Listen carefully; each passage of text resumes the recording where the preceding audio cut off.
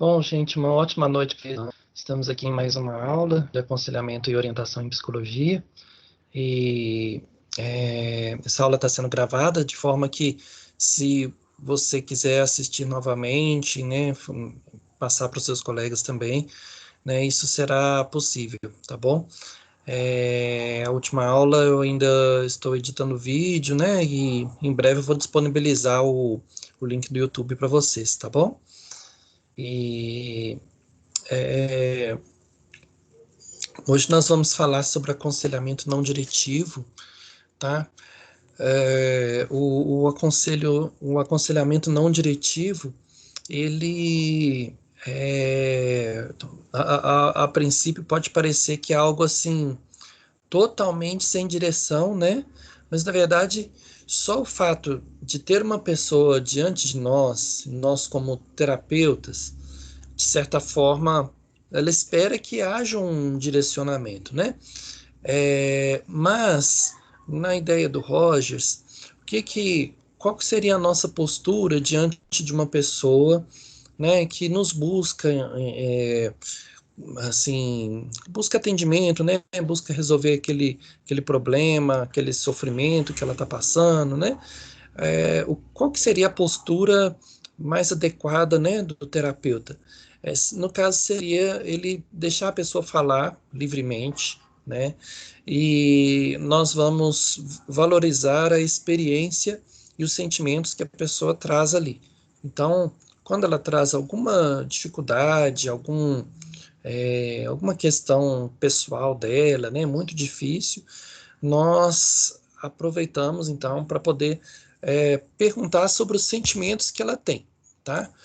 Essa abordagem, né, aliás, essa compreensão de não diretividade surgiu lá em 1942, quando o Rogers publicou um livro chamado Aconselhamento e Psicoterapia, e ele começou a descrever os princípios da abordagem não diretiva, né? Que se opõe a uma abordagem diretiva, né?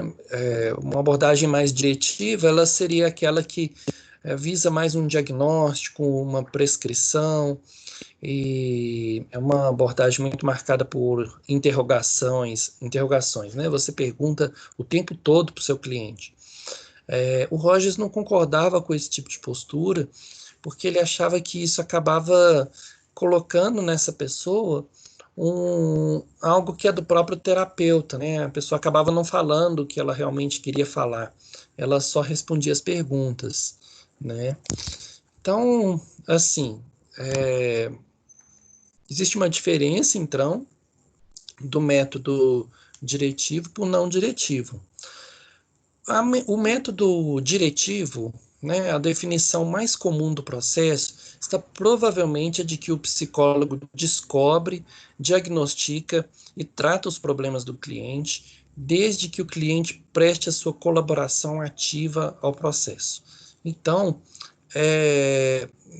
no método diretivo, né, nós perguntamos o tempo todo, e nós temos o foco seria o diagnóstico, né, seria uma prescrição, o que fazer, né, e diferente do aconselhamento nos moldes da abordagem centrada na pessoa, tá?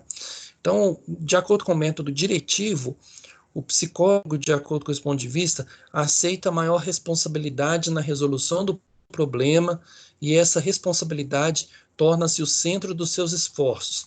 Então, um psicólogo mais diretivo é aquele que ele está preocupado o tempo todo em que solução que ele vai dar para o cliente, né?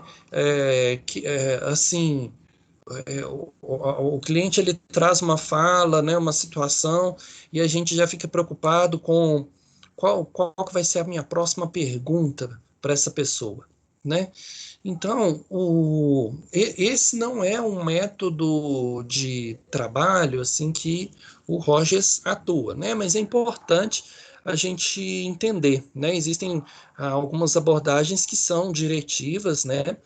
Dependendo da situação, né, do caso, pode inclusive ser importante, né? Ser mais eficaz, inclusive, né? É, assim, para o Rogers, né, no processo de interação com o cliente, o psicoterapeuta seria mais útil se ouvisse o que o cliente estava falando com ele, né? E não, né, quando o Rogers ficaria assim, imagina só um psicólogo que fica perguntando o tempo todo as coisas para você, né, e não para te ouvir. Isso era uma coisa que o Rogers não concordava, tá? Então ele queria dar liberdade à pessoa para ela falar o que ela quisesse, né? E ele meio que se abstinha, né, de fazer algum diagnóstico ou de dar alguma direção para essa pessoa, tá? No método diretivo, né, a pessoa, ela então acaba respondendo tudo que a pessoa, que o psicólogo pergunta, né? Você tem alguns exemplos aqui, assim, um estudante que segue um curso universitário sobre métodos de trabalho, procura um psicólogo para uma primeira entrevista. O psicólogo cumprimenta-o e tem lugar o seguinte diálogo gravado. Dei uma olhada na sua ficha e tudo mais. Uhum. E vejo que você vem de Y. Uhum. Você esteve em Rosenheim. Uhum. É...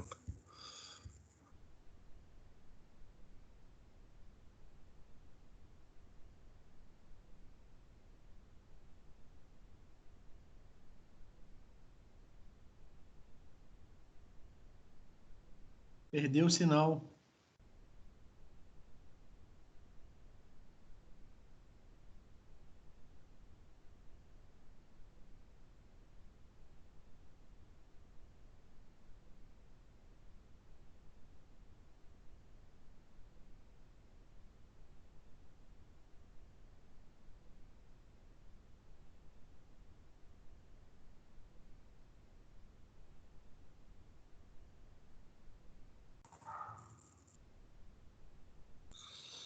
Gente, caiu aqui, né? Eu entrei de novo. Vocês estão vendo a minha tela? Agora sim, slide. Isso, ótimo. Então, continuando, né? Você esteve em Roosevelt Heights? Sim, estive. Reparei que tinha declarado que tinha se inscrito em psicologia 411, curso sobre métodos de trabalho, porque não sabia bem como estudar. Depois peguei sua lista de problemas, vi que estava bastante sobrecarregada, preocupa-se com suas notas baixas, memória fraca, etc. Como eram as coisas no ginásio? Bem, era um aluno médio. Qual era a matéria principal que tinha? Ah, quer dizer, no ginásio, por que sessão optou? Ah, era um curso geral, escolhi línguas, literatura, história. Qual era a sua matéria preferida? Então, assim, você vê que desde o início o psicólogo assume a direção do diálogo, né? Ele já deixa claro para o estudante que ele já tinha anamnese, né? Já tinha todos os dados, todas as informações daquele estudante, né? E ele que escolhia os problemas assim que seriam tratados, né? As coisas que seriam enumeradas ali na consulta. É, bom, será que isso seria válido, assim, seria interessante esse tipo de abordagem, né? Assim, a gente sempre fazer com que o cliente responda as nossas perguntas, assim, veementemente, né? Porque aqui, se você prestar atenção, o psicólogo, ele nem parou, assim, para escutar, nem perguntou para esse cliente, assim, né, o que ele estava sentindo sobre isso tudo, né?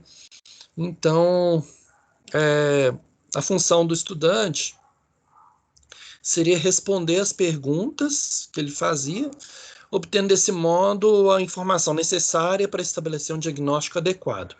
Perto do fim da primeira entrevista, define-se com maior precisão a relação de consulta psicológica. Olha lá. Parece-me que seu problema é querer saber mais sobre você próprio. Retomaremos todos esses testes, todos esses projetos, a maneira de executá-los. Nós nos veremos uma vez por semana, a essa hora. Você começará a ter uma melhor imagem. Vou ajudá-lo a comprová-la, dizendo-lhe se tudo vai bem. Podemos trabalhar sobre isso, sugiro-lhe, etc., né? Trabalharei mais ou menos nesse projeto, porque você disse que tem dificuldade em concentrar-se. Muito bem, vamos ver então o que se passa. Então, se não for essa causa, será outra coisa qualquer. Muito bem, teremos uma imagem. Veja agora no seu teste de leitura que aqui há um problema. Bem, quando tivermos uma ideia do problema, então será a hora de você dizer: bem, aqui está o de força preciso para me dedicar ao trabalho, porque é você que faz o trabalho. Nesse caso, a minha sugestão seria que, se é com história que você está preocupado, na próxima vez traga o seu livro de história e as notas que tirou, e eu vejo isso e faremos o diagnóstico. Vou estudar esses projetos, creio que verificará que conseguimos um quadro cada vez mais completo do seu problema. Gente, o que vocês acharam desse diálogo entre o cliente e o terapeuta?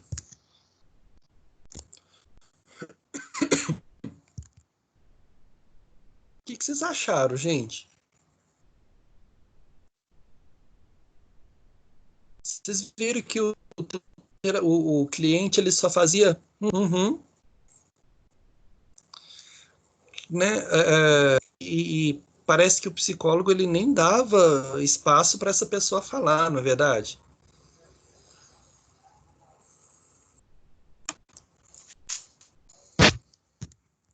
Então, assim, aqui, né, nós podemos apontar várias características dessa entrevista. O psicólogo define o problema. Este fato surge na frase: parece-me que seu problema é. Então, o psicólogo será responsável pela descoberta das causas do problema e pelo traçado definitivo da imagem de diagnóstico, dizendo-lhe se tudo vai bem. Então, o que a gente percebe aqui nesse diálogo, né? Que o psicólogo ele se coloca num lugar assim de que ele sabe do problema da pessoa, é ele que sabe a solução também, né? Isso seria um método diretivo, né? Isso seria uma forma de atuação que considera a pessoa como um simples informante, né? Então eu vou perguntar e sem parar para ouvir, né? E isso é muito diferente da abordagem não diretiva proposta pelo Rogers, tá? Então, olha lá, sugere o que é preciso fazer para que o processo de diagnóstico avance e fará mais tarde, evidentemente, sugestões para corrigir a dificuldade. O centro do processo de consulta é o problema, as suas causas, o seu tratamento. A única responsabilidade do cliente é a decisão relativa ao seu grau de colaboração. Além disso, a direção do processo está inteiramente nas mãos do psicólogo. Olha só que interessante, né? Então, no método diretivo, né, o psicólogo acaba assumindo toda a responsabilidade pelas decisões, né, pelas escolhas daquela pessoa. Então, ele direciona para um fim específico, né, para um objetivo específico. digamos que seja uma pessoa que não quer fazer faculdade, ele quer só fazer curso técnico, mas foi uma pessoa encaminhada, né, foi os pais que levaram o adolescente, né, o jovem aí, para terapia, né, querendo convencer esse rapaz ou moça, não sei, querendo convencer essa pessoa a entrar na faculdade. Não, você tem que entrar na faculdade porque lá é que é a tábua de salvação do trabalhador. Sem formação superior, a gente não é nada e etc. Né? Toda essa fala assim que a gente já, né, a maioria de nós já escutamos, né? Mas aí, se o psicólogo fica, né, do lado dos pais ou, né, de quem quer que seja e não presta atenção no que a pessoa tem a dizer sobre aquilo, né, a terapia não vai conseguir caminhar. Aquilo não vai fazer sentido para a pessoa, né? Então, assim, quando a gente trabalha com uma não diretividade, é nesse sentido de ajudar a pessoa a ter certeza sobre as suas decisões. Nesse exemplo que eu dei, né, de uma pessoa que não sabe se faz curso técnico ou se entra num curso superior, é interessante a gente perguntar para ela, assim, o que ela pensa sobre isso, né? Qual que é o sentimento que ela tem acerca disso tudo. Então, nós estamos mais interessados em como ela se sente em relação a esse problema do que como ela vai resolver esse problema. A gente quer saber, assim, por exemplo, sobre qual que é o sentido que ela dá para a experiência dela, não só a experiência em si. A experiência em si, os pais estão falando sobre ela. Eu quero entender qual que é o sentido que a pessoa dá para aquela experiência. Então, se for o caso dela entrar no curso técnico, ela vai entrar feliz. Se for o caso dela entrar na faculdade, ela vai entrar feliz também. Ela tem que se responsabilizar pelas suas próprias escolhas e não deixar as escolhas dela à, à mercê, né, de outras pessoas. Tá? Inclusive, um dos resultados de um processo de terapia, né, ou que seja um aconselhamento mesmo, que é mais rápido, né,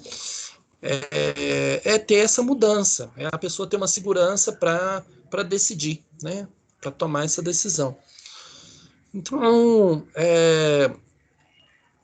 no caso do método diretivo, nós acabamos considerando como centro da relação ali o problema que a pessoa traz. Tá? É diferente de um método não diretivo. No método não diretivo, a gente considera a pessoa como centro. Então, é a pessoa que é o principal, aquela pessoa que está ali diante da gente. Tá? Bom, para quem chegou depois, boa noite, né? Uma ótima noite para vocês. Né? Essa aula está sendo gravada e quem chegou depois vai poder assistir, né, tudo, né?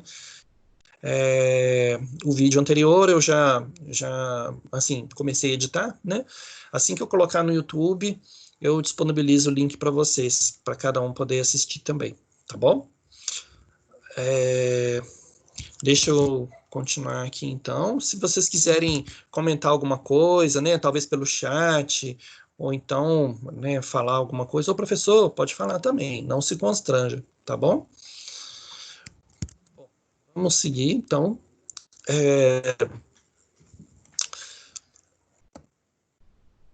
Quais eram as críticas do Carl Rogers ao método diretivo, né?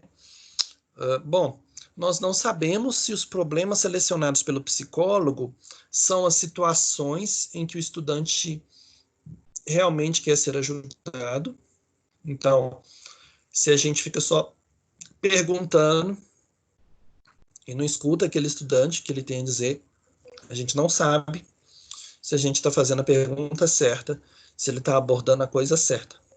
É como se você tivesse um problema muito grande assim em relação ao seu trabalho, e aí você chegasse para o psicólogo, e ele começasse a perguntar sobre a família, sobre a sua infância, sua adolescência, e você sai da sessão e não contou sobre coisas importantíssimas e que estavam mexendo muito com você, estavam te deixando muito estressado, ansioso, né, lá no seu ambiente de trabalho.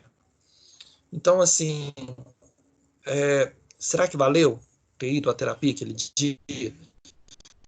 Então, é uma questão, assim, para a gente pensar, né? Realmente nós precisamos estar inteiros para aquela pessoa, né? E procurar entender, né, qual que é o sentido da experiência, tá bom?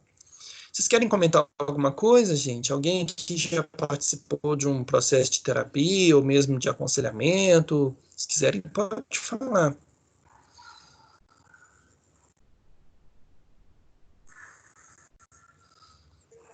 Não? Bom, vamos seguir então.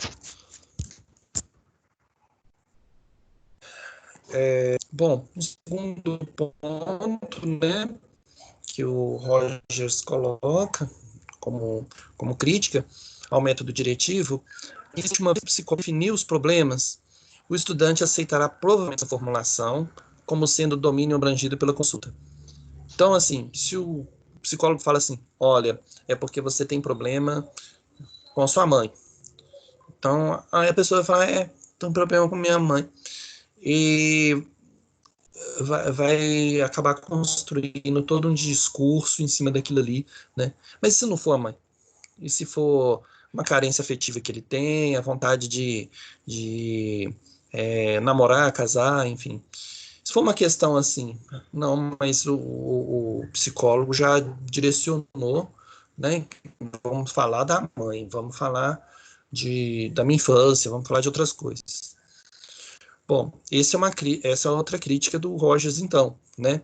Se você define o problema, assim, a real necessidade do estudante, no caso, a gente não saberia dizer, tá? Bom, o que é mais importante ainda é que todo o processo que consiste em diagnosticar, sugerir, tratar, serve apenas para tornar o cliente mais dependente, menos apto para resolver os novos problemas de adaptação. Então, quando nós quando nós atendemos, né, por uma abordagem diretiva, né, um método diretivo, a gente acaba querendo muito diagnosticar, querendo saber, olha, ele tem autismo, olha, ele tem hiperatividade, olha, ele tem transtorno bipolar, assim, e a gente tem que ter cuidado, né, inclusive para fechar um diagnóstico desse, geralmente a gente tem que se utilizar de várias técnicas. Muitas vezes a gente trabalha em parceria com o psiquiatra, com o neuropsicólogo, então é um pouco complicado a gente fechar um diagnóstico desse, tá? Gente, eu vou desligar minha câmera aqui só para facilitar um pouco, só para melhorar um pouco a conexão, porque eu estou recebendo umas mensagens aqui falando que parece que a voz está picando, né? Eu não sei se é uma coisa minha ou se é a conexão de alguém. Tá? Deixa eu desativar a câmera aqui, mas a gente continua no áudio, tá bom?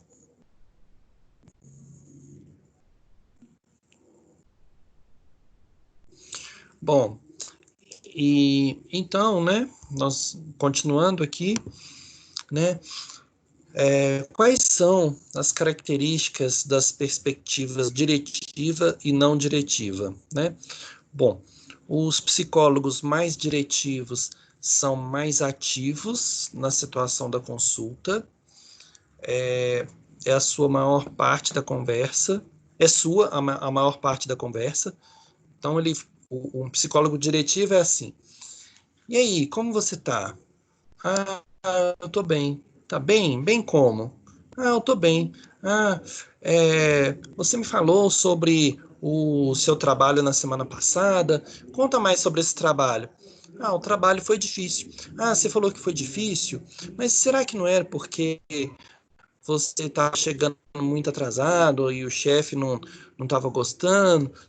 Então, assim, na verdade, se você acaba perguntando assim com tanta diretividade, né, com tanta insistência, né, você acaba colocando no cliente uma fala que não é sua, né, deixando essa pessoa ficar assim à mercê do seu discurso, né? Vai ser uma pessoa que vai ficar igualzinho o terapeuta, né? Mas assim, ela não vai conseguir andar com as próprias pernas, né? Não vai conseguir desenvolver uma autonomia nela, né? Enfim, não é um método muito interessante, tá? A questão diretiva, né?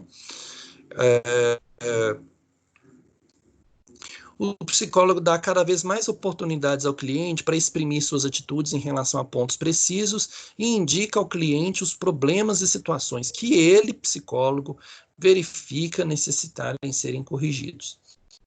Então, por exemplo, você tem uma mãe que te pede um aconselhamento para ajudar o filho a comer, né? O filho não está comendo, está com dificuldade, né?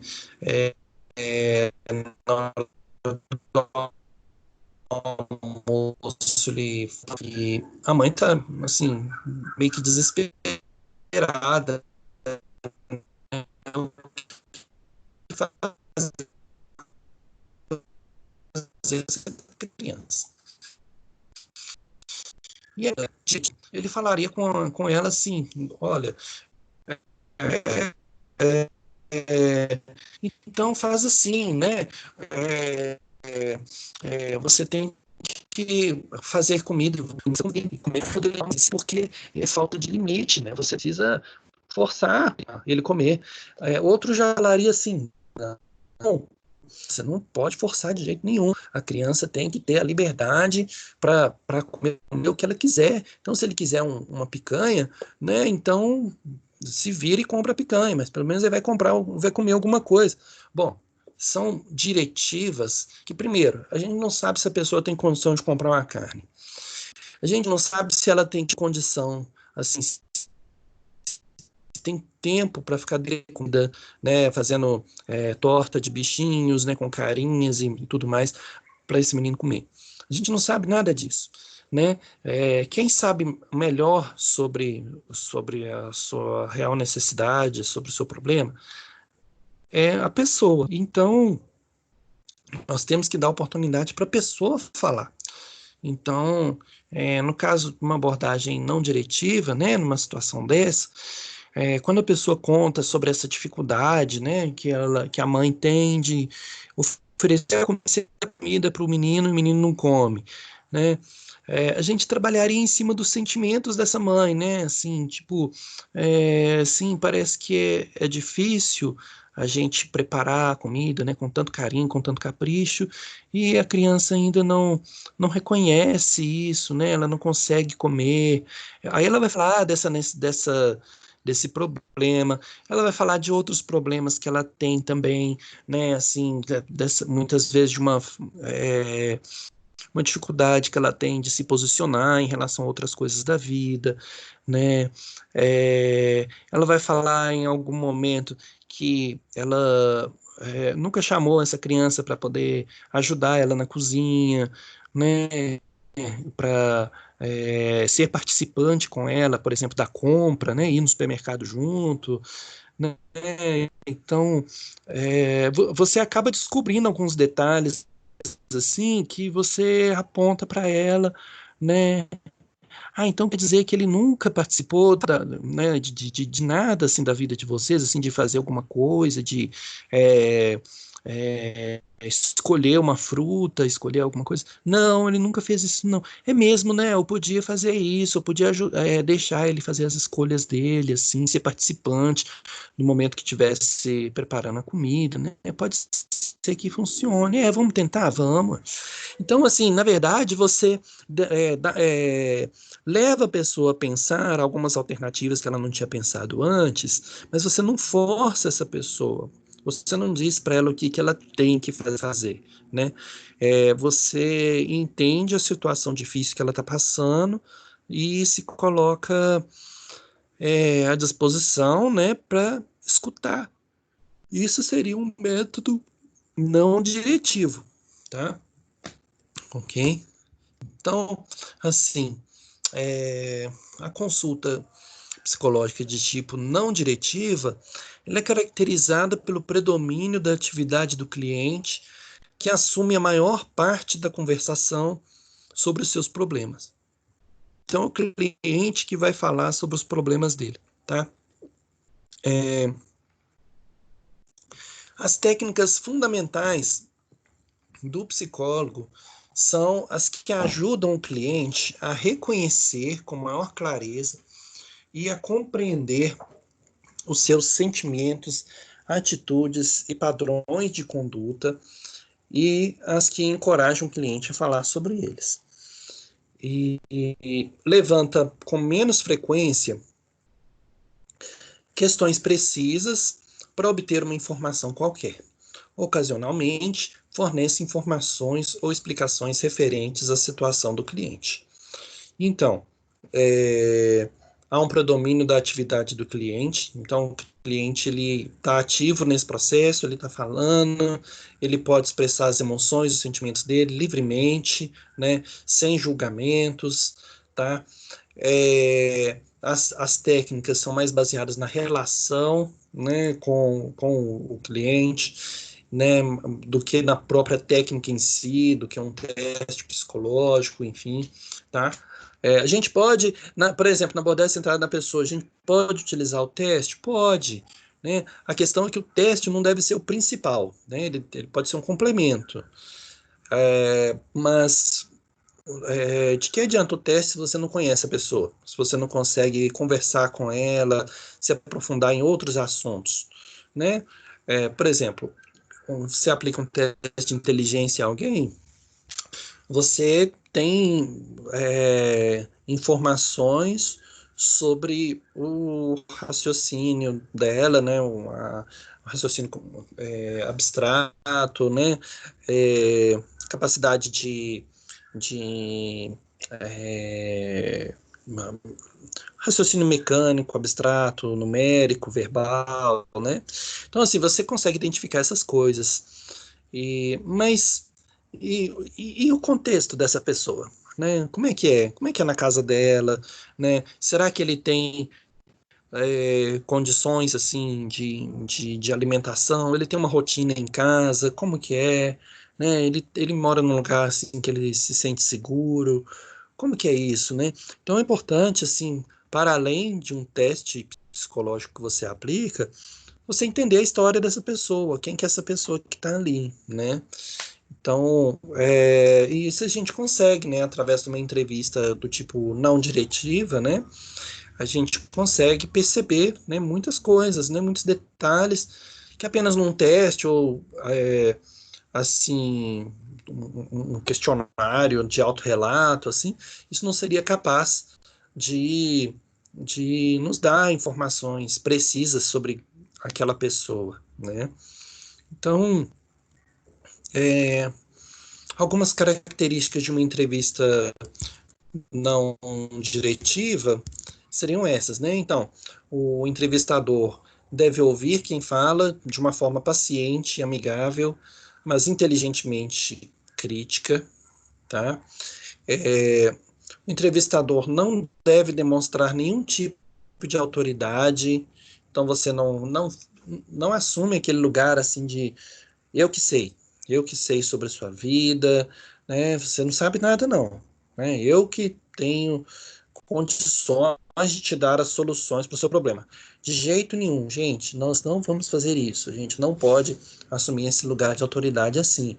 Ninguém sabe mais da própria dor, da própria dificuldade, do que a própria pessoa, tá? O entrevistador não deve fazer advertências ou dar conselhos de ordem moral, Imagine que você atende uma pessoa que está contando sobre vários relacionamentos que ela teve numa noite, né? Que nem eu já conheci uma pessoa que ele, assim, cada semana ele estava com uma menina diferente. Bom, mas quem somos nós para julgarmos, né? Isso é um sintoma, né? Existe uma falta ali, existe algo que a gente, né? Se ele tivesse num processo psicoterapêutico, existe uma falta, alguma coisa ali que ele estava tentando preencher com esses relacionamentos, né? E a gente precisa descobrir isso, né, no contexto de terapia, né? Mas enfim, né? A gente não deve fazer advertência, falar, não, você não deve fazer isso. Não, esse não é o nosso lugar, não é o nosso papel, tá? A gente deve respeitar a pessoa, ajudá-la nesse momento, né? Assim, aqueles comportamentos. Muitas vezes eles são a melhor forma que a pessoa encontrou para se adaptar, né, àquela realidade, ok? Então a gente nunca deve ter essa postura, né, de julgamento, né, de preconceito contra as pessoas, não, né? E um último ponto aqui de uma característica de entrevista não diretiva seria que a gente não deve discutir com a pessoa, né? Imagine só se você briga com seu cliente, né? Digamos que seja um cliente que tem problema com dívidas, então ele não tem autocontrole, ele tem um, um fascínio muito grande pelo consumo, né? Ele, em tempos de não coronavírus, ele ia pro shopping, comprava 13 pares de sapatos, 30 camisas, enfim, tudo no cartão de crédito. E aí você fica com raiva.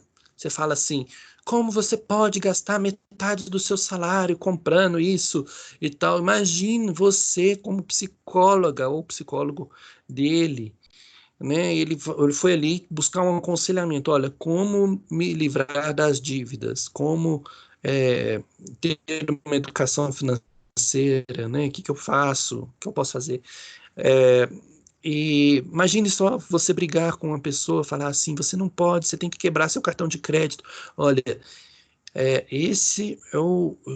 essa fala é da maioria das pessoas que estão em volta dele. São os amigos, é a sogra, é a esposa, é, sei lá, são as pessoas em volta, elas falam isso com ele. Mas isso não resolve, ele continua gastando, ele continua entrando nas dívidas. Então a gente precisa descobrir o que está acontecendo. Por que é que ele tem essa necessidade tão grande de consumir?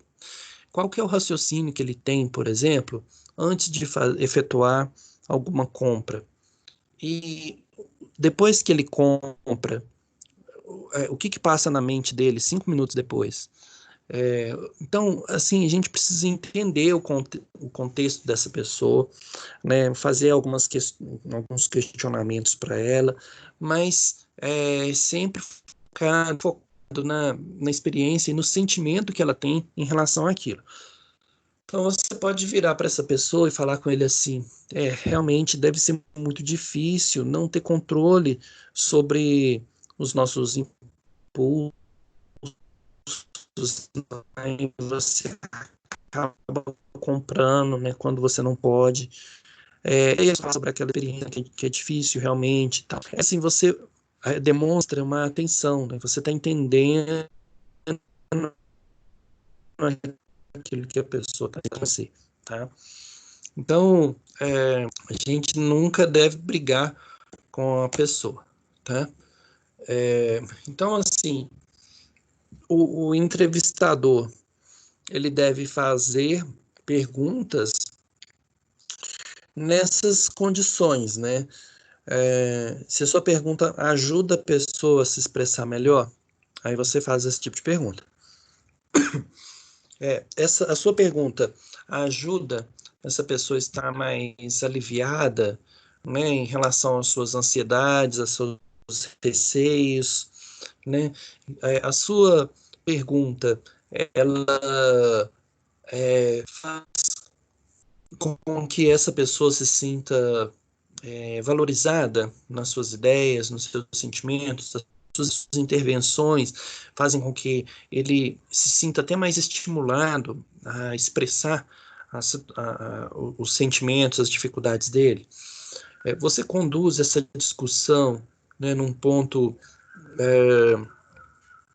para um ponto que tivesse sido omitido ou desprezado, né? Então, assim, por exemplo, a sua pergunta ela pode ser para alguma dúvida, alguma coisa que ficou, que você não entendeu muito bem, né? Que você queria que ela explicasse melhor.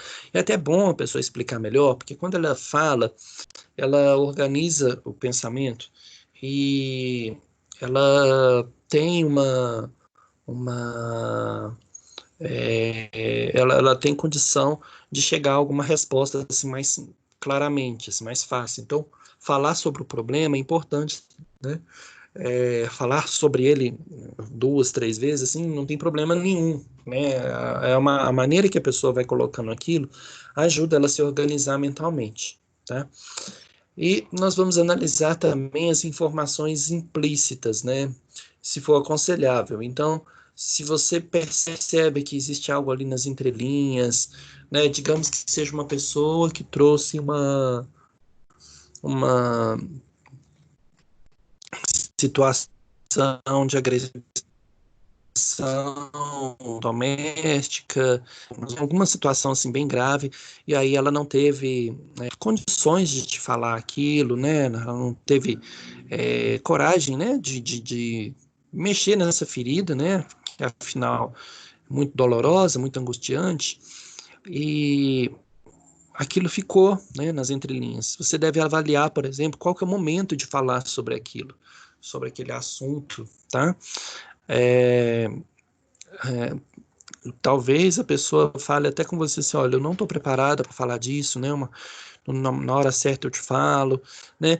Então, assim, durante o processo psicoterapêutico, isso é trabalhado com a pessoa e ela consegue, assim, com o tempo, falar desses problemas, né?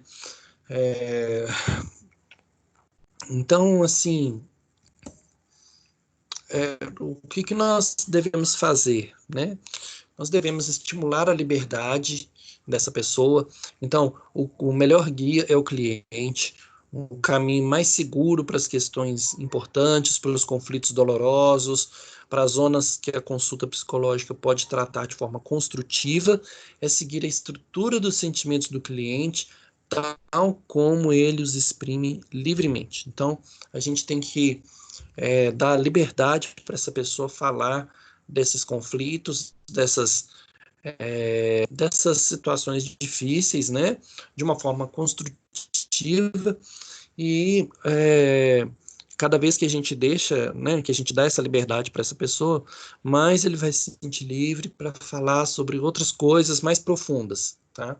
Então, muito importante, né, quando uma pessoa fala de si e dos seus problemas, especialmente na relação de consulta psicológica, em que não há necessidade de se defender, os verdadeiros problemas tornam-se cada vez mais evidentes para o interlocutor atento. Então, a gente deve prestar muita atenção naquilo que a pessoa fala e a pessoa também percebe que ela não precisa ficar na defensiva, ela não tem essa necessidade de ficar escondendo as coisas de você.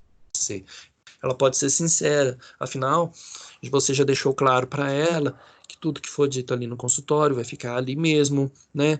O consultório, ou digamos que você trabalha num plantão psicológico, né? Num hospital, num CERSAM, num CRAS, num CRES, aquilo que for dito ali vai ficar entre vocês, né? É preciso estabelecer essa relação de confiança. E a pessoa vai cada vez mais se sentir capaz de falar, de expressar a sua dor, sua dificuldade, né, as suas angústias, ok? Então, nós vamos estimular a liberdade do cliente. Ela deve reconhecer que a liberdade está dentro dela. né? Você é livre. Até o próprio Sartre falava assim que o homem está condenado a ser livre.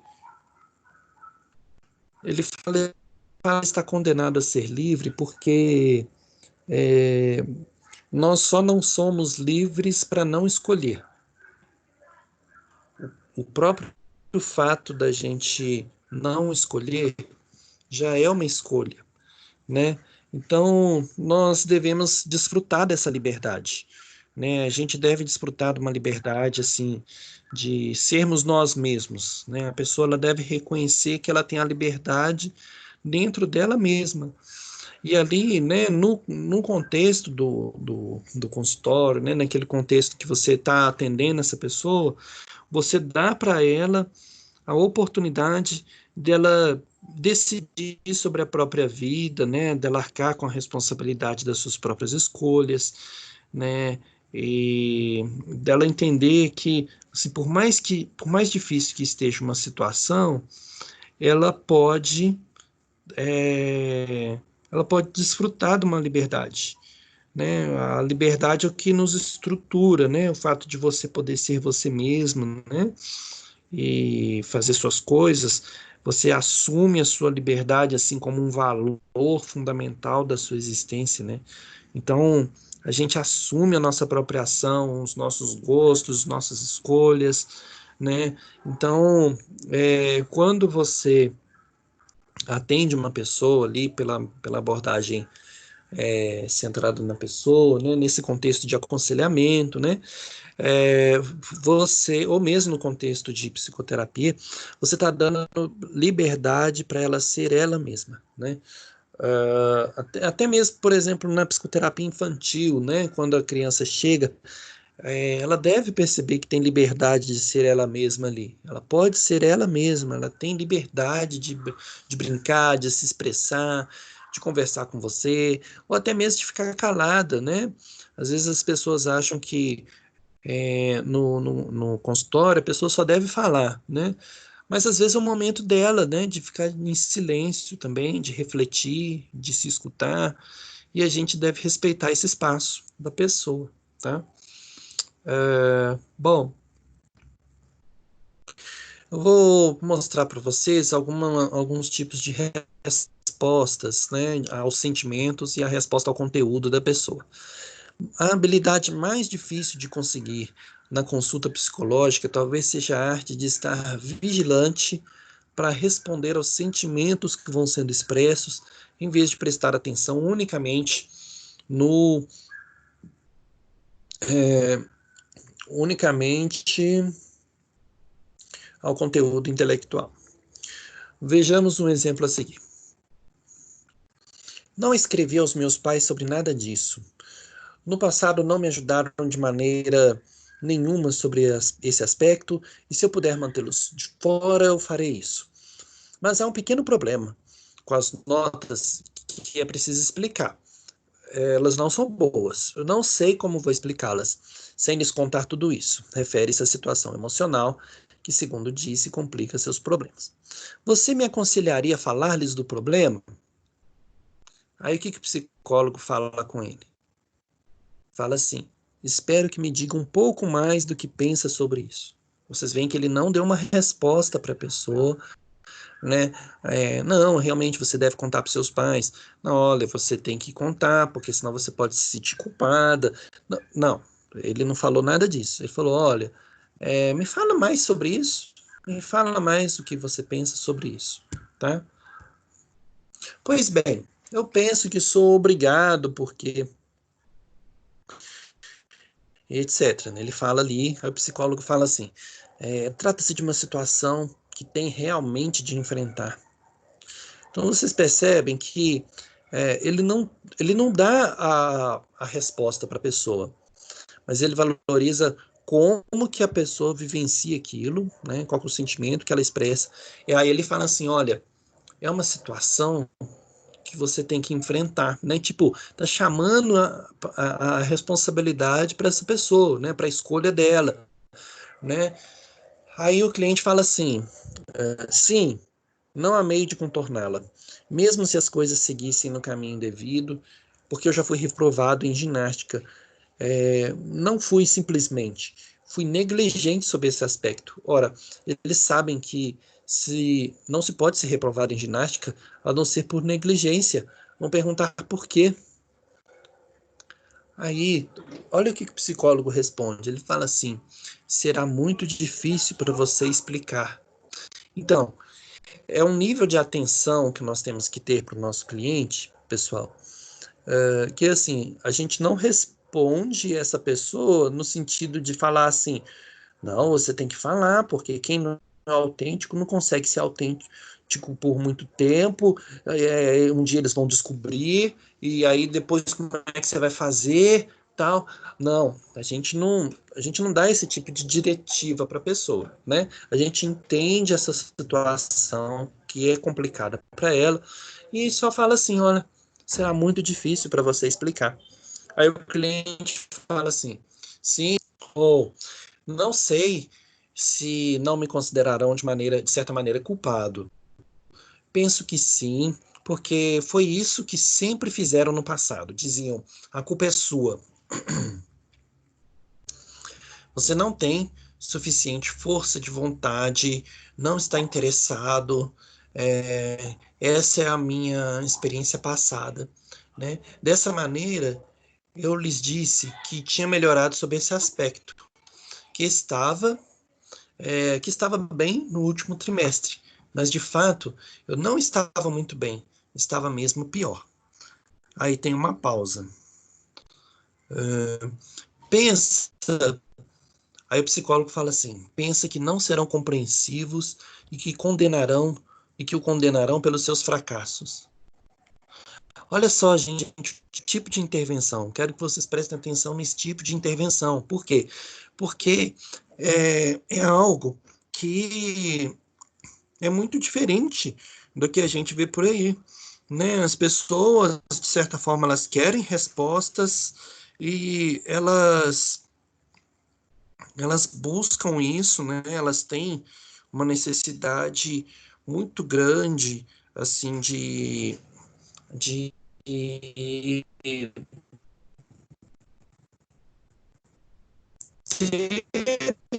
ter uma diretiva. Elas têm uma dificuldade muito grande, assim, de expressarem, assim, o que elas querem também, né? Mas porque elas querem uma direção, elas querem uma resposta, né? E o terapeuta pode se sentir nessa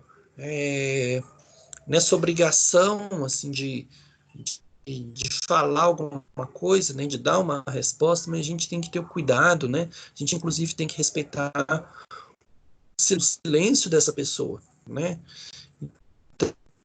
Então, é, é, é, aqui, né? E aí o cliente fala assim, bem, o meu tem quase certeza de ele não teve, ele não experimentou essas coisas, ele não sabe como é, falta de ambições, e é o que ele diz. Uma pausa. Então, é é uma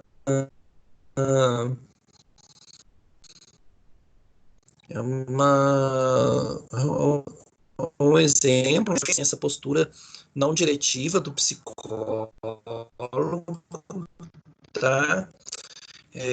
Muito, muito interessante, né? Quando a gente traz o passado, né, dizendo assim é, que ele não está interessado, essa experiência passada, né, que eu tenho quase certeza que meu pai sim, ele não experimentou essas coisas, ele não sabe como é e tal. Aí o psicólogo fala, olha, então ele nunca soube compreendê-lo?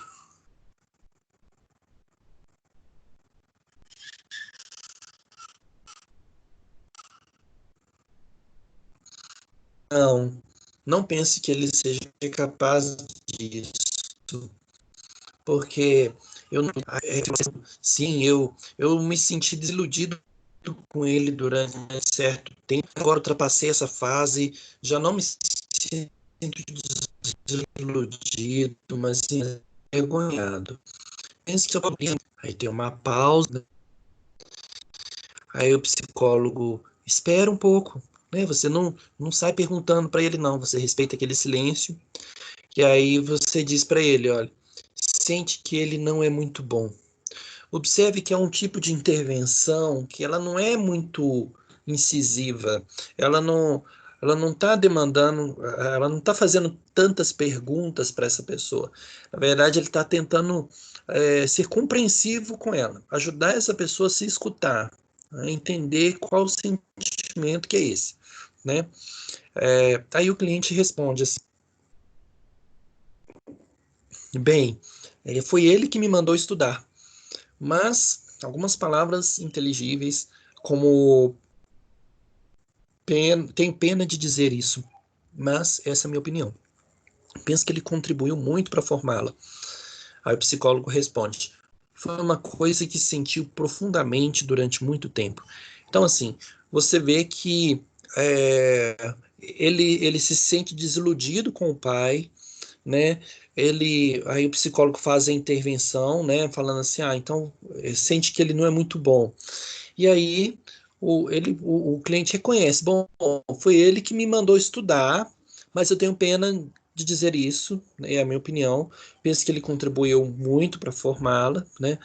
Aí o psicólogo diz, olha, foi uma coisa que sentiu profundamente durante muito tempo. Então ele está trabalhando em cima dos sentimentos dessa pessoa, percebe? Aí o cliente fala sim, aí tem uma longa pausa, aí o psicólogo fala, preocupou-se muito com essa questão de escrever para casa, aí o cliente, com isso sim, porque era uma questão difícil de expor. Não tem absolutamente nenhuma ideia do que eles irão dizer. Aí o psicólogo diz, dá a impressão de sentir um pouco como um prisioneiro diante do tribunal. Aí o cliente ri e fala exatamente isso. Eu não sei, sinto-me como que estrangulado. É isso que sinto. Aí a intervenção do psicólogo, ele só repete o que a pessoa disse. Estrangulado. Aí o cliente diz: pelo mundo, sinto-me esmagado. Aí o psicólogo fala: é duro sentir que não pode lutar contra isso. Aí tem uma longa pausa. Observe que quando você dá uma pausa assim, inclusive para dar uma oportunidade para a pessoa falar, né? E aí o psicólogo continua. Sente-se agora mais esmagado do que antes? Aí o cliente fala, sim, eu não me sentia dessa maneira durante o trimestre passado. Estava cheio de esperança quando fui para casa no Natal. Meu pai e minha mãe tiveram uma terrível discussão na minha frente. Eu realmente não fiquei chocado porque sabiam que eles eram capazes de ter discussões daquelas, mas talvez fizesse efeito. A minha irmã tinha partido na véspera, ela não assistiu, mas eu vi. Então, ele fala, né, desse conflito da mãe com o pai, né, dessa dificuldade de comunicação. Ele assistiu essa briga no Natal, né? E olha só, né, dentro disso tudo, quando o psicólogo está atento à resposta e às atitudes expressas pelo cliente, ele reconhece e clarifica esses sentimentos. A entrevista está centrada no cliente e os elementos que surgem são efetivamente relevantes para o problema do cliente. Por outro lado, quando o psicólogo responde ao conteúdo intelectual, a direção da entrevista segue a linha dos interesses do psicólogo e não é senão muito lentamente e depois de muito filtrar e separar que os problemas essenciais do cliente se tornam evidentes. Então, vocês percebem a diferença de resposta entre uma abordagem diretiva e uma não diretiva, né? Na diretiva, a gente pergunta o tempo todo e a gente não tem garantia que aquela pessoa está dizendo realmente aquilo que ela está buscando, aquilo que ela está precisando de ajuda, né? Por exemplo, você pode atender alguém no seu consultório e essa pessoa chega querendo falar sobre o problema que ela tem em casa, ela tem que decidir alguma coisa muito séria, muito grave, mas aí você começa a perguntar para ela sobre o trabalho, e aí, como é que foi o trabalho? E tal, e gasta a sessão toda ali e ela não te falou o que realmente ela queria, o que ela precisava, tá? Então, na pior das hipóteses, esse processo leva a um bloqueamento da expressão do cliente sobre os seus vários problemas, seguindo apenas a via determinada pelo psicólogo. Vocês percebem, então, a diferença entre uma abordagem diretiva e uma não diretiva?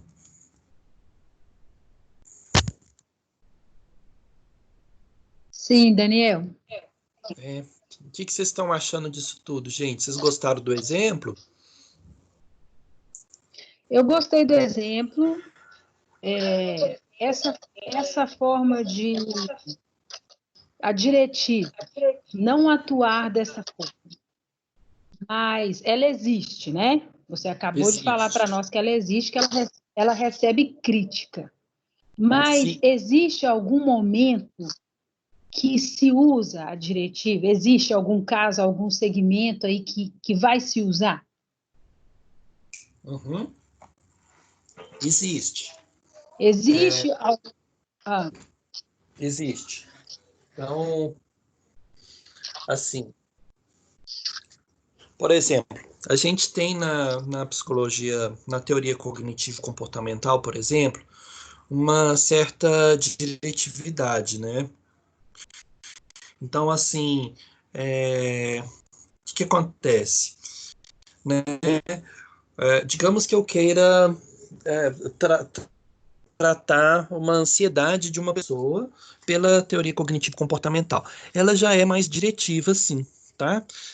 Mas a pessoa acaba, quando a pessoa busca uma TCC, né, uma teoria cognitivo-comportamental, é, ela traz algum problema pontual, assim, por exemplo, olha, eu quero resolver um problema com a minha ansiedade, né? Então, o que que o psicólogo pode fazer?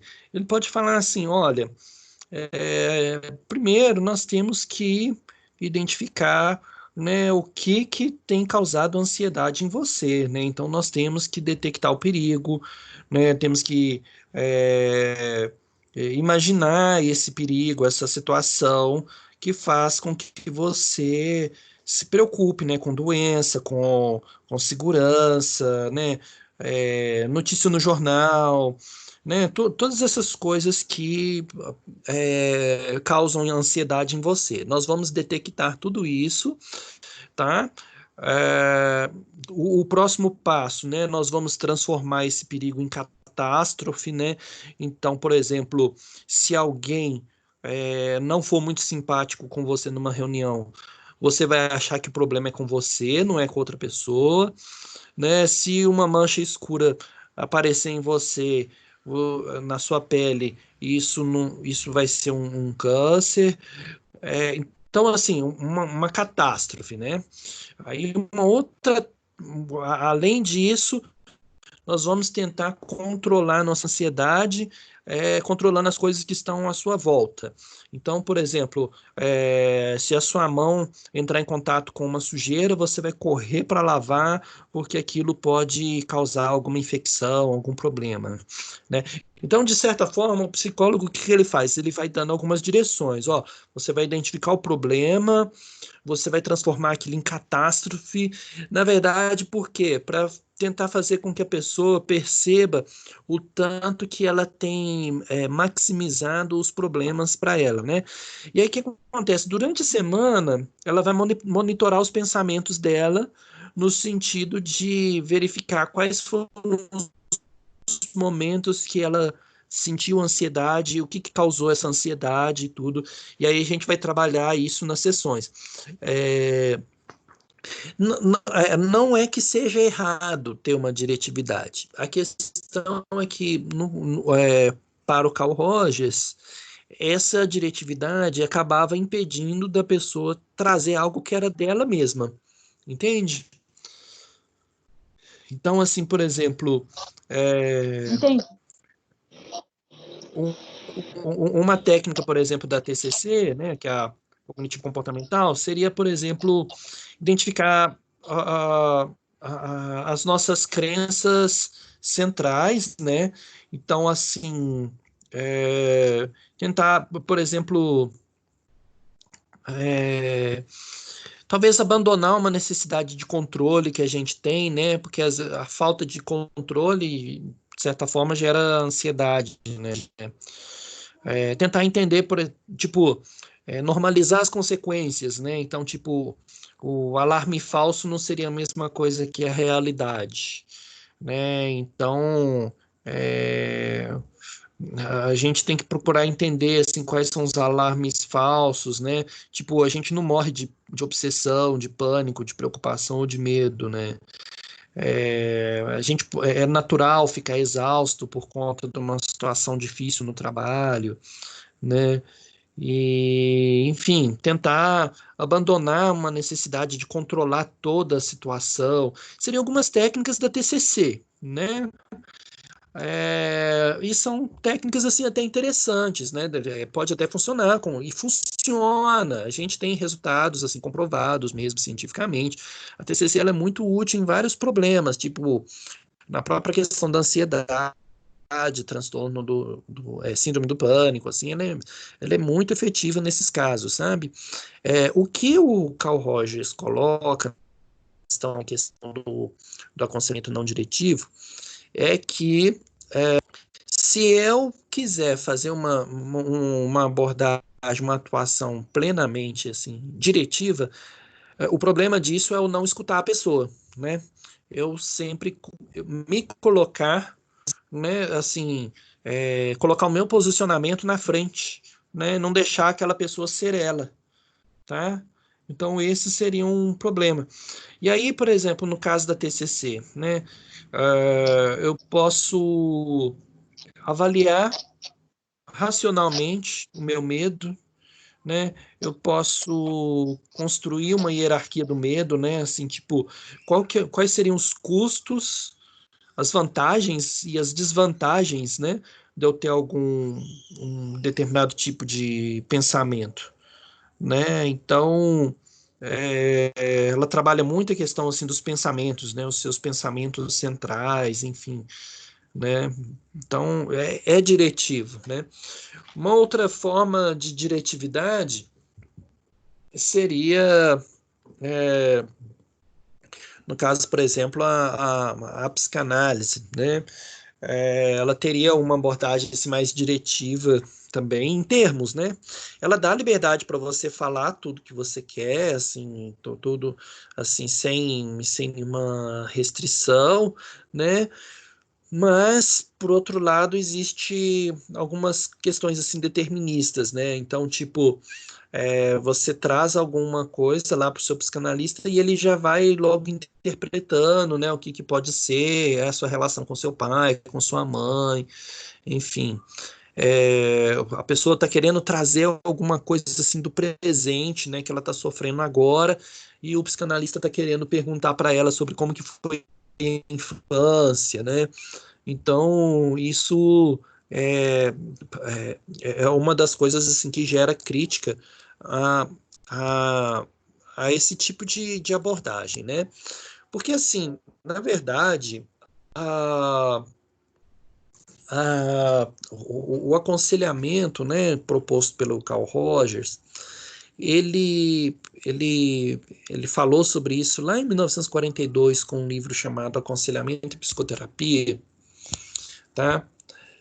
E nesse livro, né, ele descrevia alguns princípios dessa abordagem não diretiva, né? Então, ele teve muitos apoiadores nessa época dos anos 30, tá? Na época que a psicologia humanista surgiu, havia uma certa decepção, a sociedade estava em crise, né? E tinha muito problema ali, né? Em decorrência da guerra também, né? Então, assim, ocorreu um movimento, né, de psicólogos humanistas, e o Rogers, ele desenvolve essa técnica né, ele baseou a técnica dele na relação, né? Ele observou resultados tanto no atendimento individual como em grupo, ou mesmo nas escolas. Ele observou um resultado assim muito efetivo na interação entre as pessoas, né? Então ele falava assim que o psicoterapeuta ele seria muito mais útil se ele ouvisse o que o cliente estava falando com ele, né? E não quando ele pedia o cliente para falar alguma coisa, para ele fazer um diagnóstico e dar um conselho, né? Falar com ele. Então, uma coisa que a gente tem que perceber, né? Vocês vão ver isso ao longo do curso também. Não existe uma teoria melhor do que a outra, tá? Mas existem casos que parece que algumas teorias se destacam mais assim na efetividade, né? Se eu quiser resolver uma coisa muito pontual, assim, por exemplo, uma crise de ansiedade, né, uma crise de pânico, a TCC é uma excelente ferramenta, tá? Se eu quiser resolver alguma questão assim de angústia, né, uma baixa autoestima, um trauma que aconteceu comigo, né, no passado, a psicanálise é excelente, né? O que acontece é que a pessoa que nos procura para um atendimento, ela não sabe exatamente, geralmente, ela não sabe qual abordagem que a gente qual técnica que a gente vai usar. O que ela sabe é que ela encontra terapeutas que a escutam, que a compreendem, que interagem com ela, e que ela sai dali do consultório melhor, que ela sai de lá se questionando sobre várias coisas, né? Então, foi útil, foi ótimo aquilo. Uma coisa que o Rogers falava é que acima de qualquer técnica, a supremacia de toda técnica seria a nossa relação. Então, se eu consigo interagir com esse cliente, se eu consigo escutar esse cliente, né, ouvir, respeitá-lo, promover um ambiente de acolhimento, de aceitação para ele mesmo, e isso vai promover mudança, né?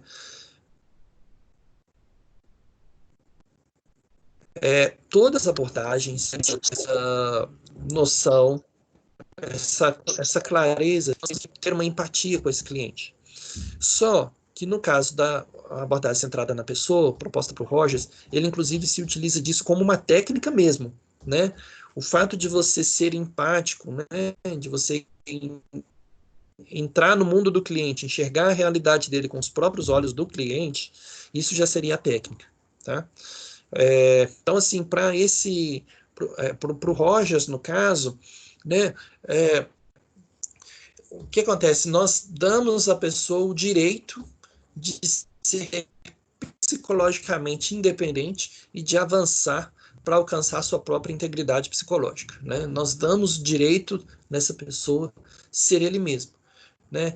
Então a gente não dirige, não aconselha, não interpreta, não elogia, né? Não expressa desaprovação, né? A gente não apresenta resposta. Aí você deve estar perguntando assim, mas então o que eu vou fazer lá? Né? Se ele não aconselha, a tal ideia seria o reflexo dos sentimentos. Né? Então, assim, toda vez que o cliente diz alguma coisa, nós comunicamos a essa pessoa como que nós entendemos aquele pensamento ou sentimento dela, tá? Então, assim, no caso do tratamento de uma pessoa com ansiedade, nós não vamos fazer como na TCC. A TCC ela vai elaborar todo um programa de tratamento semanal em que a pessoa vai enfrentar situações, vai ficar menos sensível, né, dessensibilização sistemática, que chama, vai ficar menos sensível às situações que causam estresse e ansiedade para ela, que é super legal, é muito bacana, né? Já no caso da psicologia humanista, a gente vai tentar entender o que é essa ansiedade, né? Qual que é o sentido que ela dá para ela, o que aconteceu na vida dela para ela se sentir assim. Vamos trabalhar nela o autoconceito, a visão dela sobre ela mesma, né? Assim, ela vai ter mais autoconfiança, ela vai descobrir que dentro dela tem o potencial, tem todos os recursos psicológicos possíveis para que ela possa superar aquela situação, para ela enfrentar aquilo, tá? Então, é muito importante a gente perceber isso. Olha, não é que existe uma psicoterapia melhor que a outra, né? Você pode até assistir depois um vídeo, posso deixar ele lá no Ava para vocês, é um vídeo do Flávio Gicovati, que ele fala sobre psicoterapias, e ele explica exatamente isso, né? Flávio Gicovati, ele morreu, acho que foi no ano passado, e ele era um psicanalista, mas ele explica muito bem sobre as diferentes terapias que existem, né? Coloca isso, olha, não tem uma psicoterapia melhor que a outra, tá? Existe aquele psicoterapeuta que vai se adaptar melhor a um tipo de abordagem, e existe também aquele cliente que precisa de uma atividade maior, que precisa de um direcionamento maior, e existe aquele que, se você falar com ele assim, olha, faça isso que vai dar certo, não vai dar certo. E a crítica do Ross é essa, é quando a gente quer dar um direcionamento para a pessoa, faz isso que dá certo. Casa com a Maria Joaquina, ou com a Valéria, uma das duas, com a outra não pode ser, né? Assim, é muita responsabilidade a gente assumir isso, né? A gente falar com a pessoa o que ela tem que fazer.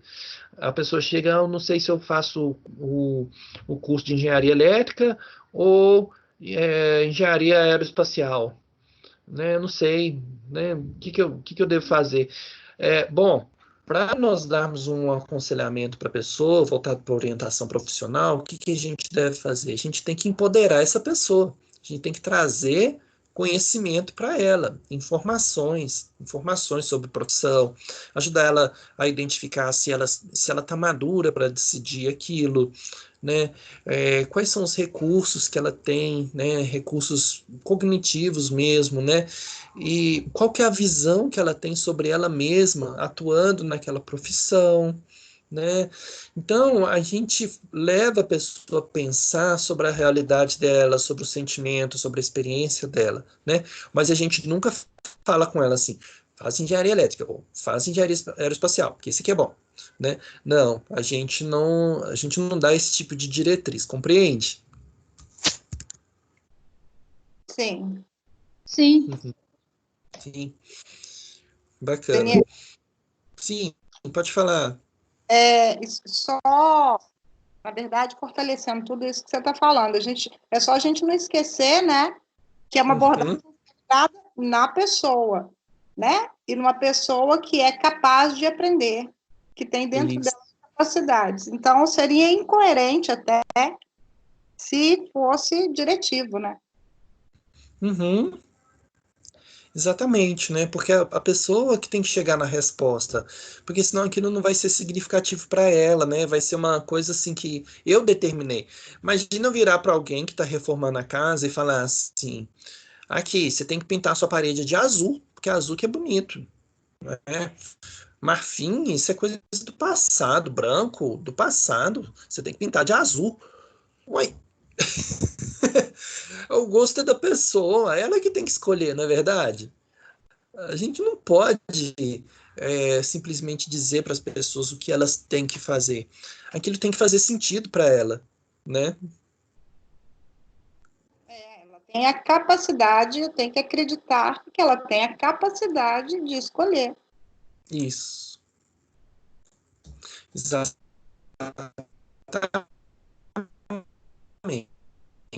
E o Rogers coloca, ele acredita que as pessoas elas têm dentro de si uma tendência a atuar, né?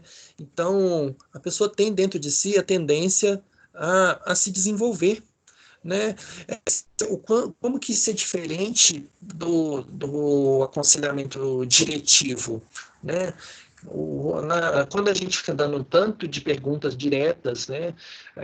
Perguntando para a pessoa sobre o tanto de informação e o terapeuta fica explicando um monte de coisa, né, oferecendo para essa pessoa o que ela tem que fazer, as alternativas que ela pode ter, né?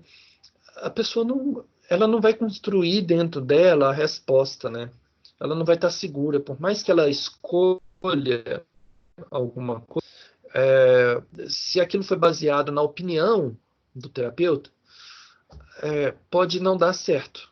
Então, é uma responsabilidade muito grande. Então, assim, às vezes, né, as pessoas utilizam, né, assim, dessas técnicas, e para algumas pessoas pode funcionar, né, uma diretividade, né? No caso, por exemplo, uma pessoa que tem medo de andar de elevador, ok? Você pode atendê-la e se você for trabalhar com uma abordagem mais diretiva, né, você pode até entrar no elevador com ela. Você pode passar na frente do elevador, você pode subir um andar, dois, né, para ajudar aquela pessoa a enfrentar aquilo, aquela crise de ansiedade que ela tem quando está dentro do elevador, né? Não tem problema nenhum nisso, tá? Só que, por exemplo, para o Carl Rogers, né, a abordagem não diretiva, ela propõe outra coisa. Ela propõe tentar entender, né, esse sentimento dessa pessoa que está em crise de ansiedade, né, assim, e ela identificar dentro dela mesma os recursos que ela tem para vencer isso, tá? Porque senão, se muda o estímulo, se muda a situação, ela aprendeu a enfrentar uma situação de ansiedade naquele determinado contexto, né? Mas em outro contexto, será que ela vai conseguir?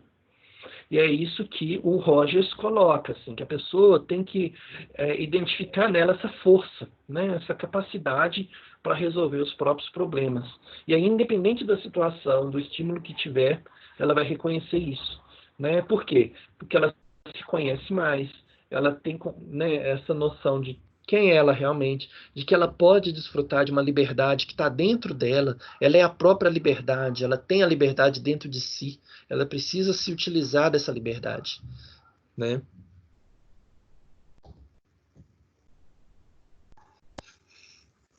E então, assim, no caso, né, na abordagem centrada na pessoa, assim, nós consideramos então que a pessoa tem uma tendência atualizante, né? Ou seja, a tendência que todas as pessoas têm de desenvolverem as suas potencialidades, né? Então, esse crescimento, ele esse crescimento natural, essa tendência atualizante, é possível para todas as pessoas, desde que sejam dadas algumas condições básicas necessárias, né? No contexto de terapia, a gente procura trabalhar, né, esse rapport, né, que é esse acolhimento, e a gente oferece para ela a nossa escuta diferenciada, né? Então a gente sempre procura enxergar essa pessoa de uma maneira empática, né, congruente, né, autêntica, né? Então, assim, seriam atitudes facilitadoras durante esse processo de aconselhamento ou mesmo a psicoterapia, né? Então, o Rogers dá uma grande importância para os sentimentos e as experiências. Então, esses exemplos que eu trouxe para você de falas, foi nesse intuito, né, nesse objetivo de mostrar um pouco para vocês como que seria, então, uma intervenção não diretiva, né? Na não diretiva, a gente não fala com a pessoa assim, então você não quer falar com seus pais, mas uma hora você vai ter que enfrentar isso. Tal. A gente não fala com a pessoa assim, olha, você tem que falar com seus pais, você tem que contar a verdade. Não, a pessoa ela tem que sentir esse momento, ela tem que perceber isso, né? E ela tem que chegar nessa resposta. Então, o que a gente pode falar é assim, olha, é muito difícil tomar essa decisão. Eu entendo que deve ser muito complicado, mas nós precisamos assumir responsabilidade pelas nossas escolhas. E parece que isso tem sido muito difícil para você, né? E aí a pessoa vai contando sobre aquele sentimento, sobre aquele problema. Então, a gente acredita que as pessoas, elas têm condição de se adaptarem melhor, de se autodesenvolverem, se autodirigirem, né? Então, a gente valoriza essa pessoa, né, do jeito que ela é, do jeito que ela consegue se desenvolver, né? Então, assim, essa escuta vai possibilitar o quê? Ela vai possibilitar minimizar esse sofrimento, né? Ela vai diminuir esse sofrimento, ela vai conseguir dialogar, falar sobre aquilo, né? Sobre aquelas questões mais íntimas dela, né? A gente tem que ter sempre essa noção de que a pessoa está trazendo para a gente algo muito sério, algo que é íntimo, que ela não conta para ninguém. Então, a gente precisa ter esse reconhecimento sempre, né? De que nós estamos diante de alguém que tem uma bagagem histórica muito grande e ninguém melhor do que esse sujeito para dizer sobre a experiência dela, tá? Ninguém melhor que a própria pessoa. Então, assim, a abordagem não diretiva, ela tem esse objetivo. Então, assim, que fique claro aqui, né? Não é que a diretiva seja pior do que a não diretiva. O Carl Rogers, da abordagem centrada da pessoa, faz uma crítica às abordagens que são diretivas. Por quê? Segundo ele entende que se eu apenas dou direções, se eu só pergunto para a pessoa, eu não dou oportunidade para que essa pessoa seja ela mesma e ela conte para mim a real necessidade dela, tá? Então, essa que é a questão, né? O fato de eu não permitir que essa pessoa me conte o que ela realmente está sentindo, eu não descrever para essa pessoa essa experiência, o sentimento e tal, acaba que as coisas são muito resolvidas apenas nesse plano concreto, né? Nesse plano de uma situação específica que precisa ser resolvida, né? Mas não trabalha nessa pessoa as potencialidades dela, os recursos egóicos que ela tem, tá? Os recursos da subjetividade, né, do interior dela, assim, para resolver os problemas, tá? Então, assim, essas seriam as coisas, né, que eu gostaria de conversar com vocês hoje. E vocês têm alguma dúvida? Vocês gostaram da aula? Assim, aprenderam? Entenderam como que é o atendimento não diretivo? Sim, bacana. Bacana. Alguém de vocês já foi submetido a alguma terapia ou está em terapia? Quer contar um pouco dessa experiência? Se a pessoa ela se o seu psicólogo é mais diretivo ou não diretivo?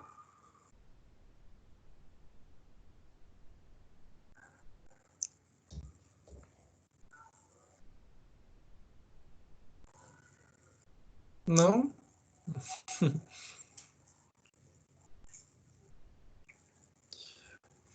Bom, então tá, pessoal.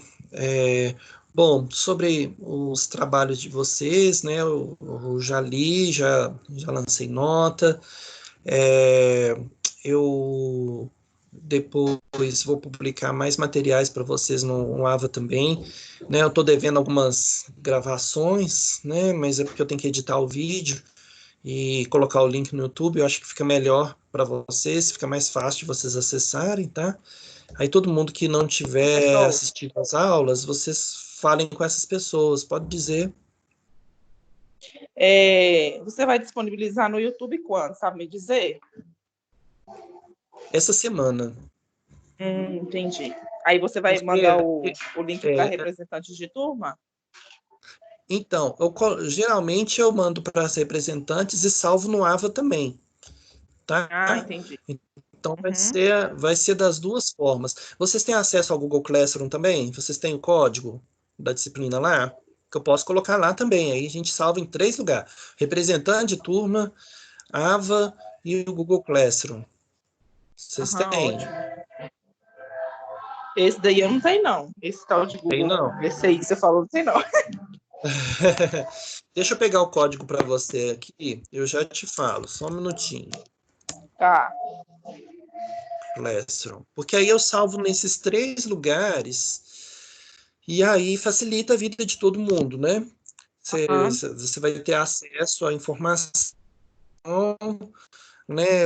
Inclusive no Classroom é interessante porque a gente consegue salvar até outras coisas assim, num formato mais interessante, assim. O que acontece? Eu mando esses vídeos assim o mais rápido possível, tá? É questão assim do o Beleza. programa, ele disponibiliza para mim, né? A gente está fazendo pelo Meet, não pelo Teams, né? Hoje mesmo eles mandam para mim. Aí o que acontece? É um vídeo de quase 2 horas, né? Eu tenho que baixar ele, né? Fazer a edição e fazer o upload para o YouTube. E aí lá, de lá eu pego o link e aí disponibilizo para vocês, tá? Ok.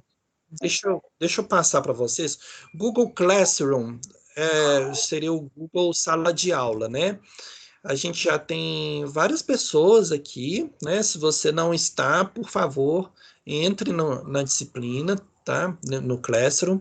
Eu vou te passar o código da turma. Você precisa entrar com um código específico, tá? Só isso. QX, eu vou anotar aqui também, tá? Tá bom. QXUS4T7. Mas eu vou colocar aqui para vocês também. Eu podia disponibilizar essa tela, né? Acho que fica mais fácil. Só um minutinho. Melhor mandar para o representante. Tem letras Vocês maiúsculas e estão vendo maiúsculas, aí? não minúsculas. Eu também tudo acho que é mais minúsculo. fácil mandar para o representante. Pode ser. Vocês estão vendo a minha tela aí, gente? Sim, eu tô vendo. Sim, professor. Então, esse código, ó, é tudo minúsculo, tá vendo? QXUS4T7. Eu posso salvar lá? Eu salvo em tudo. Eu gosto de salvar em tudo, porque aí eu garanto que vocês têm acesso, sabe? Então, aconselhamento e orientação psicológica, essa é a disciplina, né? Então, você entra lá no Google Classroom, olha como que escreve Classroom, tá vendo? classroom.google.com. Aí você vai digitar o código da disciplina, que é esse aqui, o código da turma, tá? Aqui, inclusive, já tem algumas coisas, né, que eu coloquei. Tem vídeo falando sobre a psicologia e o coronavírus, né, que o CFP disponibilizou, né. Tem algumas aulas também, né, que eu já postei lá, né, e as 4 primeiras aulas, né, mas eu vou colocar as outras também. Então, assim, é um a mais, né, gente? Eu acho que nesse momento a gente tem que usar todas as informações possíveis, né, que a gente tem, mas, assim, em questão da aula ao vivo, no caso, a gente tem a recomendação para utilizar o Microsoft Teams mesmo, que é esse que você está usando agora, tá? Eu achei ele interessante porque, pelo menos, ele não fica caindo toda hora, né? Eu tinha utilizado primeiro o Zoom caía muito, né? De meia hora você tinha que entrar de novo. Numa outra turma eu utilizei a live do Facebook, do Instagram, ficou caindo toda hora também, então não gostei, tá?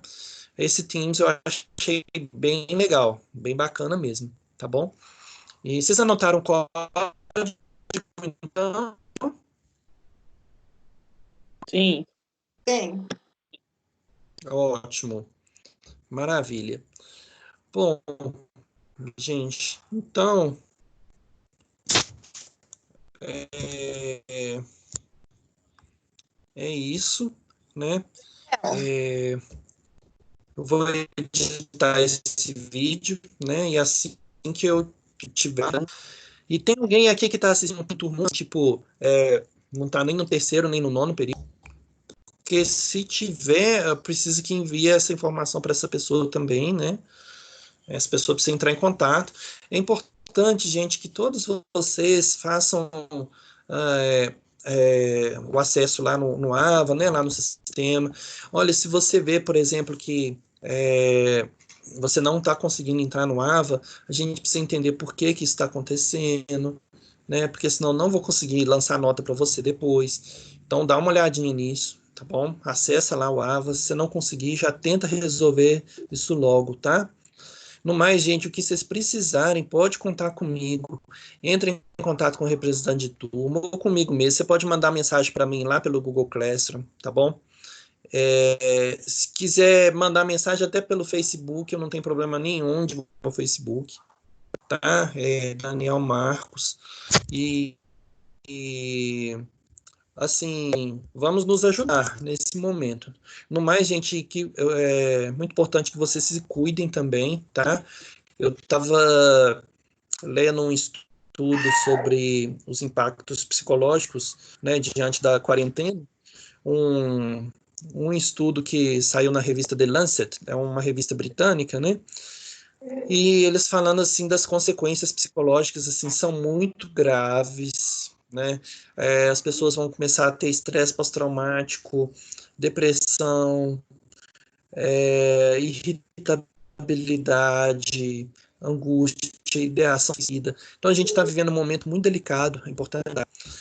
Se você conhece, por exemplo, profissionais da saúde que estão trabalhando diretamente com o coronavírus, dá o apoio para essa pessoa, ajuda. Nós estamos na profissão certa, pessoal, porque as consequências dessa crise, consequências psicológicas, elas não vão ser assim, logo que a quarentena acabar, não vai acabar assim tão fácil, sabe? As pessoas estão sofrendo muito, tem muito comerciante aí que quebrou, né? Tem muito pai de família que perdeu o emprego. Se você acompanha a notícia de jornal, você vê que teve muita gente que, por exemplo, sofreu violência doméstica, a gente aumentou o número de casos de violência doméstica, aumentou o número de casos de pessoas bebendo, né? Bebida alcoólica durante a semana, né? Então, com isso é uma bola de neve, né?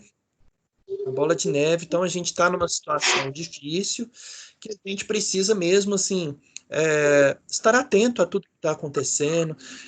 No caso, vocês como estudantes, né, como poderiam ajudar as pessoas? Informações corretas ajudam muito, nada de fake news, né? Você ajudar alguém, de dar alguma palavra assim, de incentivo, assim, isso tudo é muito válido, é muito importante nesse momento, tá? No mais, gente, cuidem de vocês, tenham uma rotina de estudos, né? Faça do seu dia um dia produtivo, um dia legal, um dia bom, né? Faça atividade física, se alimente bem, né? Cuide de você nesse momento, tá?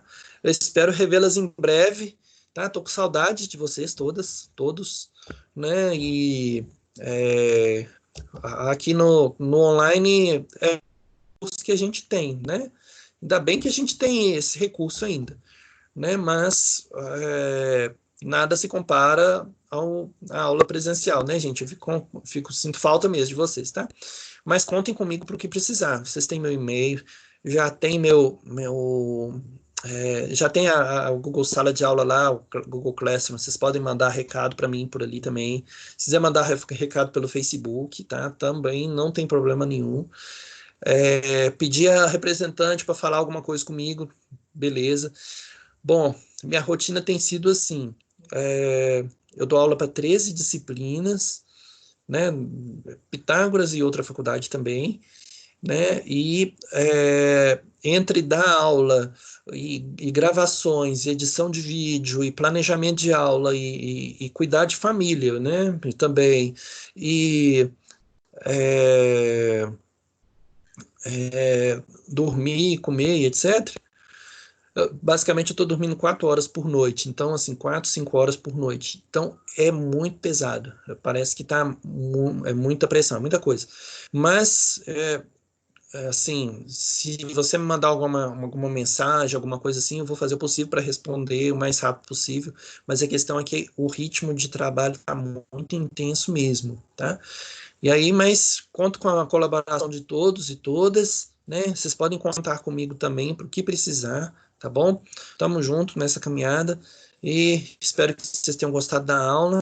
Se precisarem de mim, só mandar um recado aí que eu faço o possível para responder o mais rápido possível, tá bom? Obrigado por tudo então, gente. Pode falar. Você tem alguma notícia, alguma coisa com relação às provas?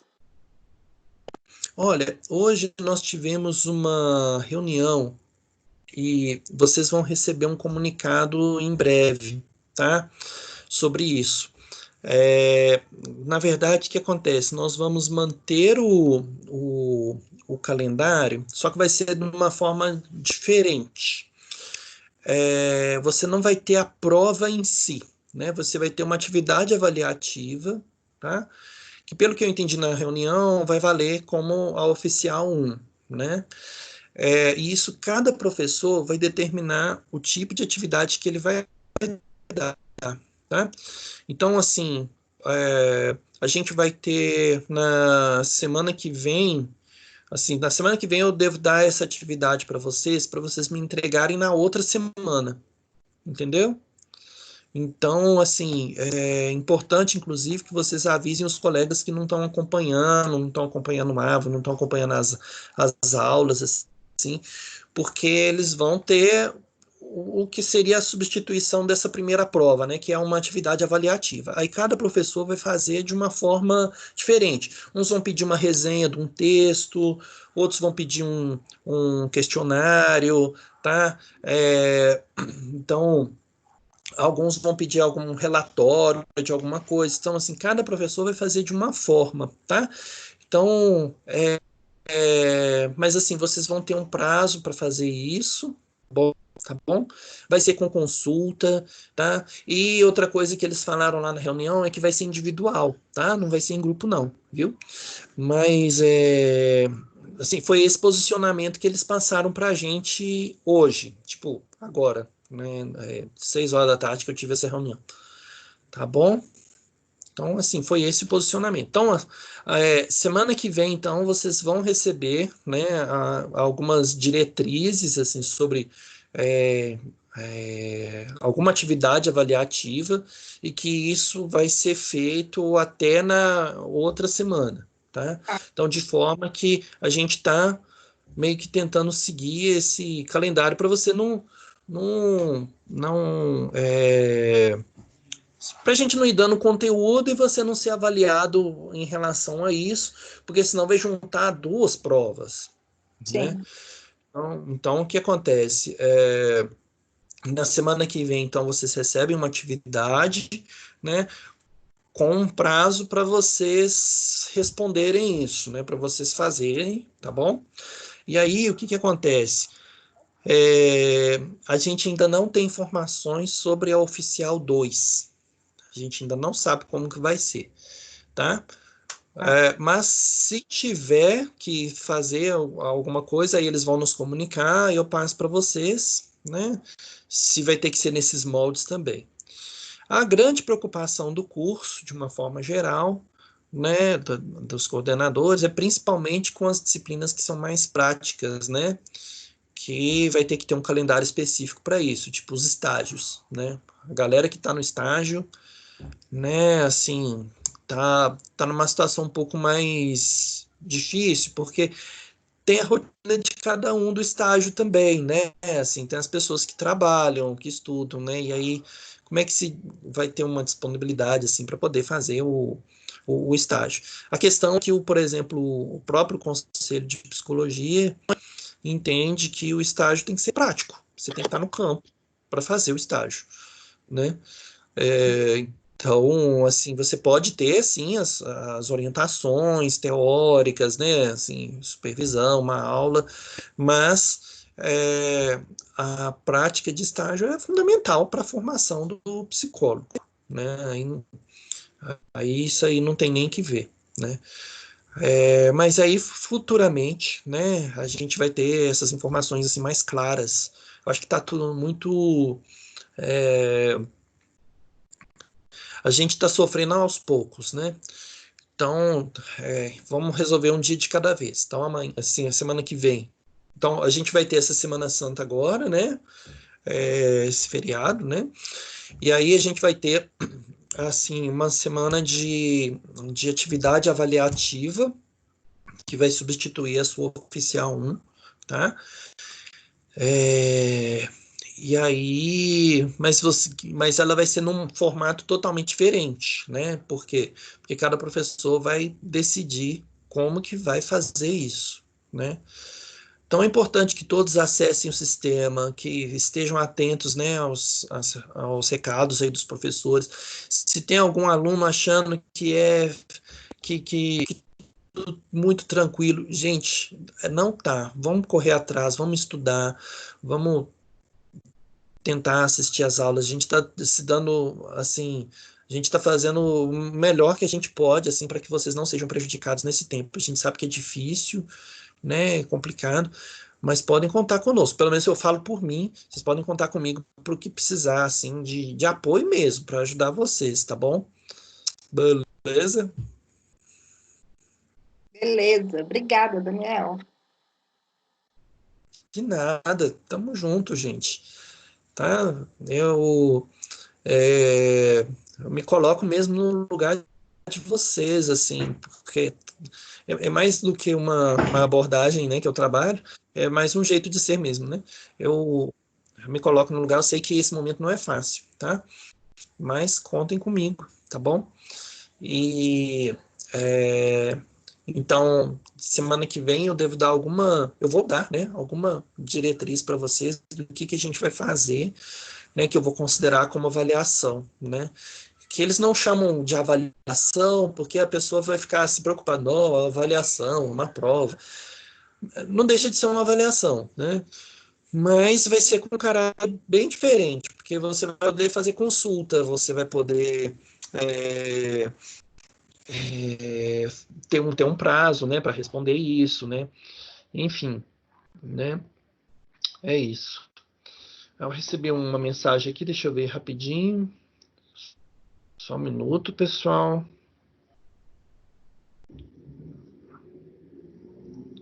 Só um minutinho. Um comunicado aqui. Bom,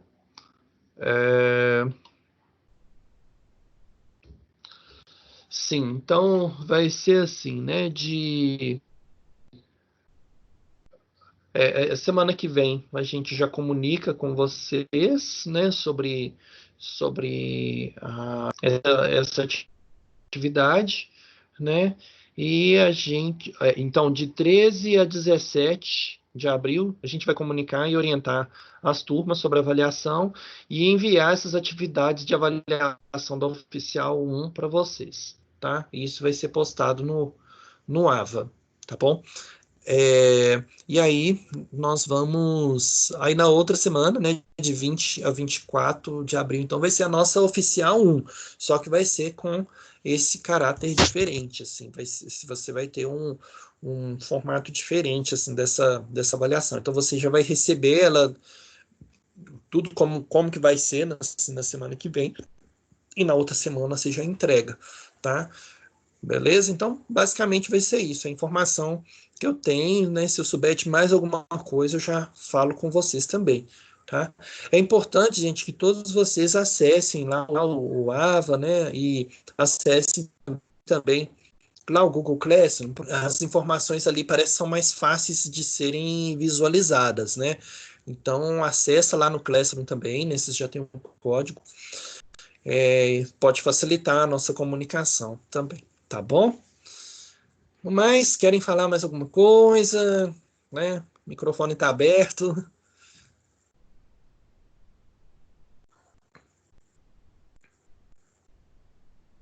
Não? Ô, gente, obrigado pela atenção, então, viu? E uma ótima semana para vocês, um ótimo recesso. Se cuidem, tá? E Espero que a gente possa vencer toda essa situação assim juntos, né? Vai dar tudo certo. Contem comigo aí, porque der e vier, tá bom? Obrigado por tudo. Uma ótima noite. Fiquem com Deus, se cuidem.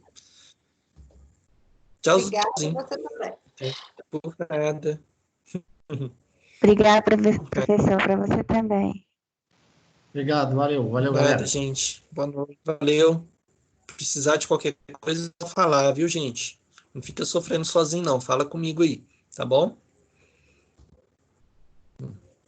Até mais.